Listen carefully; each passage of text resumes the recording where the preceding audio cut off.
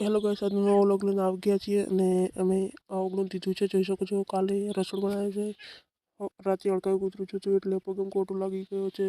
જોઈ શકો બાવળિયાનું આ 2-3 ગાયું છે દોરા કાકાની. અમારું ખેતર બાજરી ઉગી છે થોડી થોડી, જોઈ શકો છો.